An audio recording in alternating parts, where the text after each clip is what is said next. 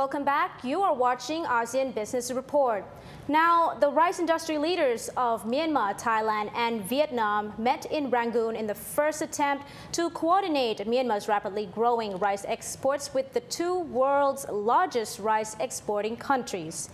Irrawaddy reported that the Myanmar Rice Federation, or MRF, has joined its Thai and Vietnamese counterparts who already have a framework to communicate on sales and trading rumors as Myanmar aims to return to being among the world's largest rice producers, a position held half a century ago before military rule thrust the country into isolation. The MRF's Vice President Sen Vin Liang said Myanmar can learn from Thailand and Vietnam and improve its rice quality, adding that Myanmar can be the biggest exporter of rice again. A fourth of Myanmar's economic output comes from the farming sector, according to the data of the Ministry of Agriculture and Irrigation from 2011, the most recent available figures. Agriculture then employed 61% of the national workforce. The country's overall GDP stood at $45.4 billion in 2010 to 2011. Rice exports have almost tripled in the last 3 years and are poised to reach 1.4 million tons in the current fiscal year, which ends in April. Only 2 years ago, rice exports stood at a mere 537,000 tons, as officials expect that the rice exports is going to reach 2 million tons in 2014 and 4 million tons in 2019. And the Myanmar Rice Association was formed last year, and it united the farmers and millers traders into the association. Now, Myanmar still has a long way to go to take over the other two major rice producer in Southeast Asia. Vietnam exported 7.7 million tons last year, according to its Food Association, which is almost 8 times as much as Myanmar aims to export in 6 years' time. And Thailand exported around 7 million tons. Now let's take a look on Laos, as Prime Minister Thongsin Thammawong has urged foreign businesses to invest in special economic zones in the country, especially as the government has promised to provide more attractive investment incentives. Thongsin said that the business sector should consider investing in special and specific economic zones in Laos, where it plans to build 2 more special economic zones as part of efforts to encourage Lao and foreign businesses to invest in the country.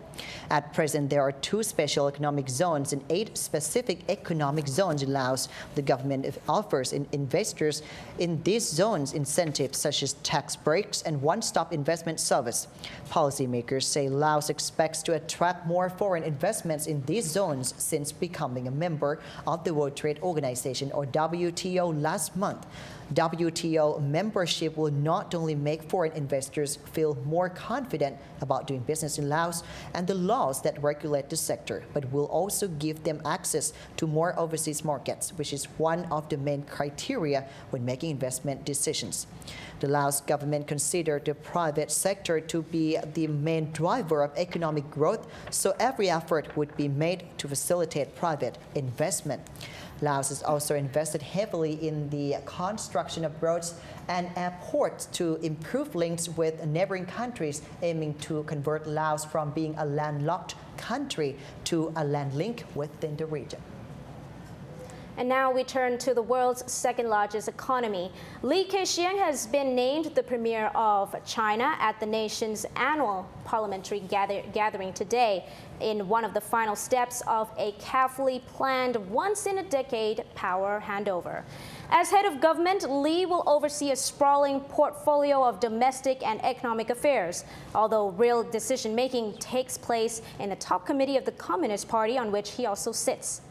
Li and other top leaders took charge of the ruling party 4 months ago, and their selection to the top government post during the National People's Congress, or the NPC Parliament this week, formalizes their authority.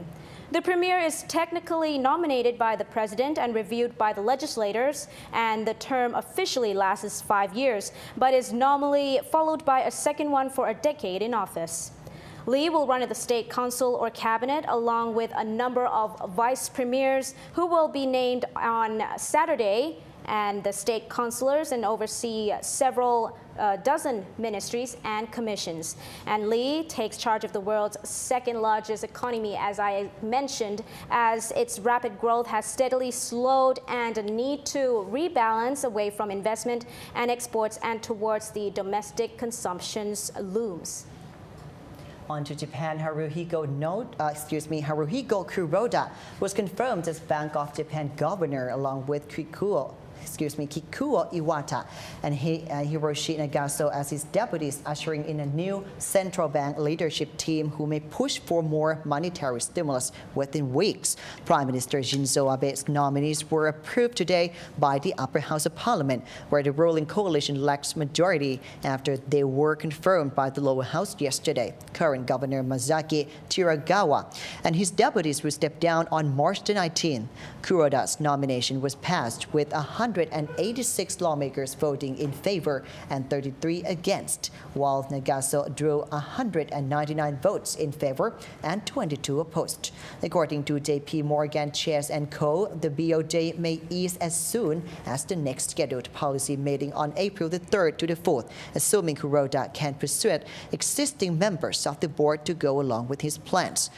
Masamichi Adachi, senior economist at JP Morgan Chase & Co. in Tokyo and a former BOJ official, said in a research note this week that the BOJ under Kuroda may increase the maturity of bonds it buys for monetary easing to 30 years from a maximum of 3 years currently.